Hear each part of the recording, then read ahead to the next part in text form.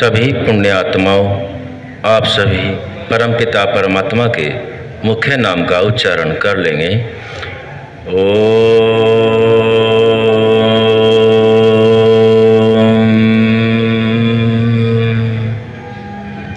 विषय चल रहा है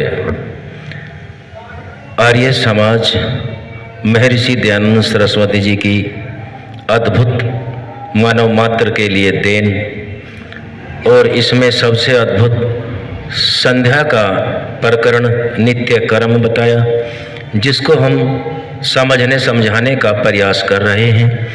अभी तक हमने गायत्री मंत्र से लेकर के फिर सन्नो देवी रविष्टय, वाक वाक से लेकर करतल कर पृष्ठे, और मार्जन मंत्रों में पुनातु शीर्षि से लेकर के खम ब्रह्म पुनातु सर्वत्र तक कुछ समझने समझाने का प्रयास किया।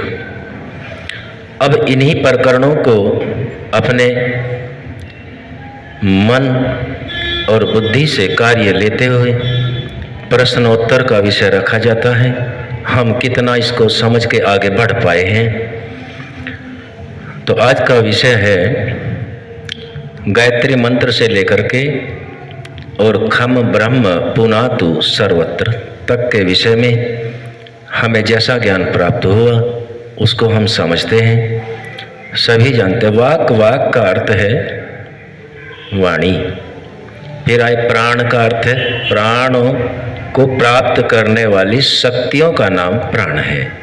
चक्षुष, चक्षु मेरे एक चक्षु हमेशा बने रहे, इनकी ज्योति बनी रहे। श्रोत्रम जो श्रवण करने की शक्ति है यह क्षीण न होने पाए। और इसी तरह अन्य मंत्रों को फिर आगे भी हैं पवित्र करने की बात रखी है परमपिता परमात्मा से, क्योंकि परमात्मा ही इनका निर्माता है, जो भी ये आत्मा के साधन है।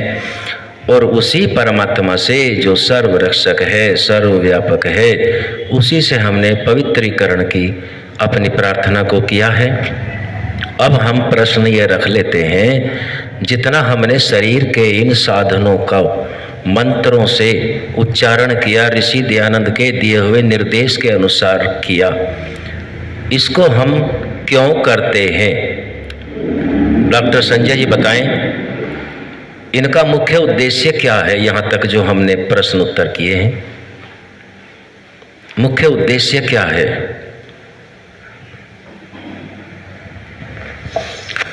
ओम। इसमें जो हमारा ब्रह्म यज्ञ, जिसको संध्या कहते हैं, जो हम प्रतिदिन करते हैं प्रातः और साय, उद्देश्य यही है कि परमात्मा से प्रार्थना की गई कि परमात्मा गायत्री मंत्र से लेकर और अभी जो खम ब्रह्म तक जो हमने जो है जाना है, तो इसमें पहले तो गायत्री मंत्र में हमने परमात्मा की स्तुति प्रार्थना उपासना की है और उसमें बुद्धि मांगी है, ताकि हमारी बुद्धि पवित्र हो और सत्य के मार्ग पर चलने वाली हो, ताकि हम समाज कल्याण का कार्य कर सके और अच्छे श्रेष्ठ कार्य में हमेशा सहयोग करते रहे। और इसके साथ साथ हमने अपने अंगों का, जैसे नेत्र हमारे पवित्र बने रहे, इसमें शक्ति बनी रहे देखने की, और हमारे प्राण, जो प्राण है हमारे, वह ओम ओम ओम, हमारे प्राण बलिष्ठ हो, और जो हमारे श्रोत्रम यानी कि हमारे जो कानों के सुनने की शक्ति सदा बनी रहे। तो इसमें हमने बहुत सारा जो ज्ञान प्राप्त किया है, परमात्मा से यही मांगा है कि जो आप इसके निर्माता है, आपने ही सब कुछ बनाया है, हमारी आत्मा पवित्र बनी रहे, और ये आत्मा के साधन हमें दिए हैं।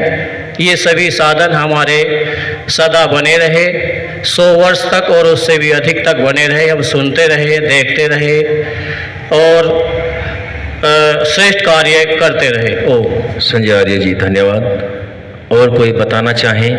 डॉक्टर नवाब सिंह आर्य जी थोड़ा शॉर्ट में रख के उत्तर देंगे तो अच्छा रहेगा।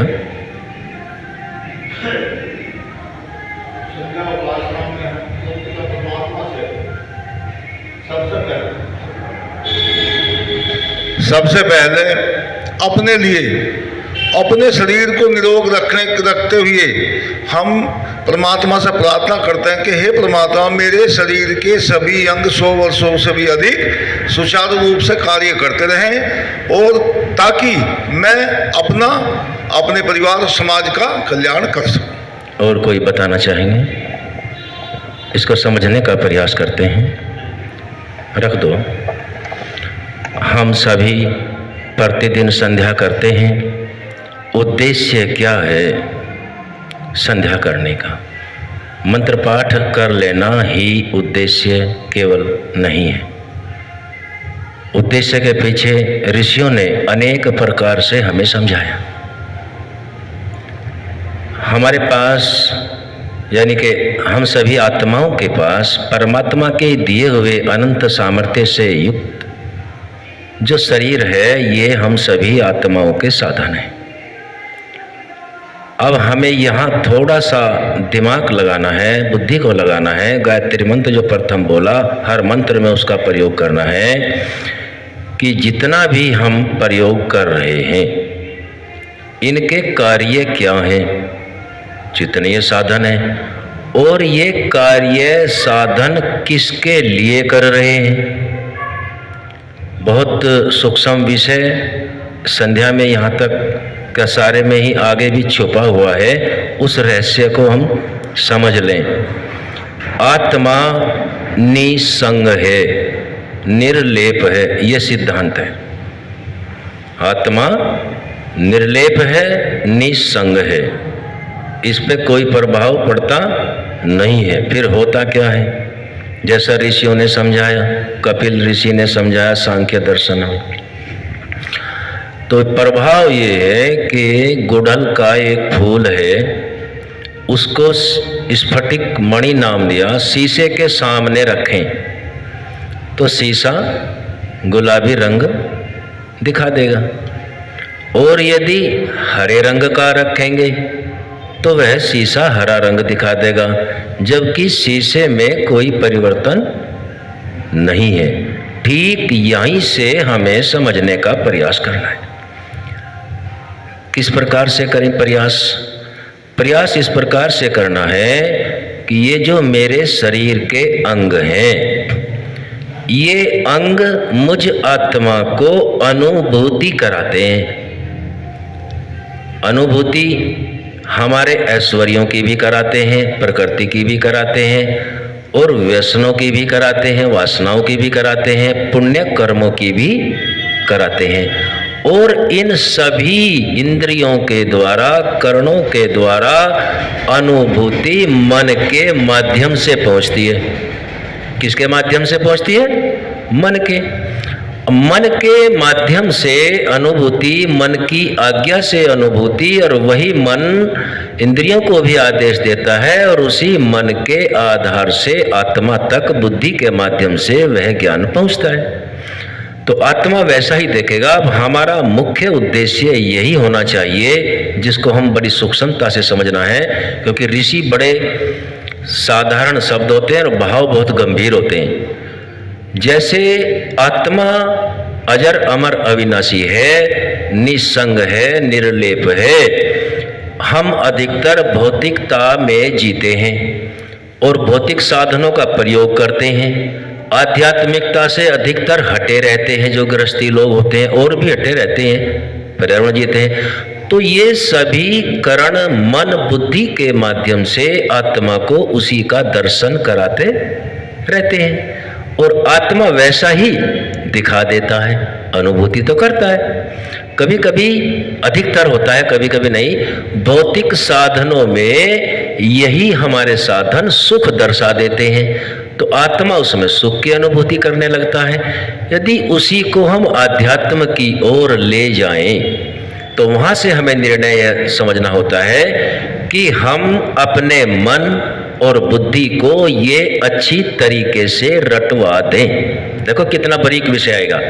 ये रटवा दें कि ये जो गुण कर्म स्वभाव परमात्मा के हैं, ये सर्वोपरि हैं, इन्हीं को अपनाकर हम सभी आत्माएं अपने मूल उद्देश्य को पूरा कर सकते हैं। जितना जितना हम रटवा देंगे, जितना जितना प्रभाव पड़ जाएगा, भौतिकता से अधिक यदि इन ज्ञान के द्वारा प्रभाव पड़ा तो आत्मा का स्वरूप वैसा ही हमारा दर्शन कराने लगेगा।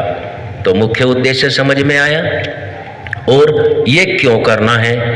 क्योंकि जितना भी हम संध्या हवन, जिसको ऋषि ने अविद्या के अंतर्गत भी रखा है वेद मंत्र के माध्यम से, तो इसके आधार से ही, अविद्या के बगैर विद्या को नहीं प्राप्त किया जा सकता, इसके आधार से ही आत्मा को उस परम तत्व की अनुभूति होने लगेगी और अपने स्वरूप को समझ जाएगा। इस प्रकरण में केवल इतना ऋषियों ने ज्ञान दिया जो कम ही सुनने में बात मिलती है। संध्या आदि कर्मों को करके हम सभी आत्माएं अपने सत्य स्वरूप को जानने के लिए ऋषियों के मार्ग से उसका दर्शन चाहते हैं। तो यहाँ परमात्मा नहीं है। परमात्मा के गुण कर्म स्वभाव तो रखते हैं क्योंकि आत्मा से ऊपर है। दर्शन आत्मा का ही करना होगा। जब तक आत्मा का दर्शन नहीं होगा तब तक हम परमात्मा से बहुत दूर होते हैं। मेरा समझाने का, समझने का उद्देश्य इतना ही था कि इन साधनों से आत्म तत्व तक पहुंचने के लिए प्रयास किया जाता है। और जब आत्मा अपने स्वरूप में स्थित हो जाएगा तब वहाँ समाधि का योग बनेगा। एक सूत्र है, चलो उसे कल लेंगे, इसी प्रकरण में जोड़ेंगे, समय काफ़ी हो गया है। उस सूत्र से यह सिद्ध होता है। सांख्य दर्शन के 6ठे अध्याय का 25वां सूत्र इसको बिल्कुल स्पष्ट करता है। तो हम सभी इसको आगे फिर समझेंगे, इस प्रकरण को ही लेंगे। आज यहीं तक। ओम सम।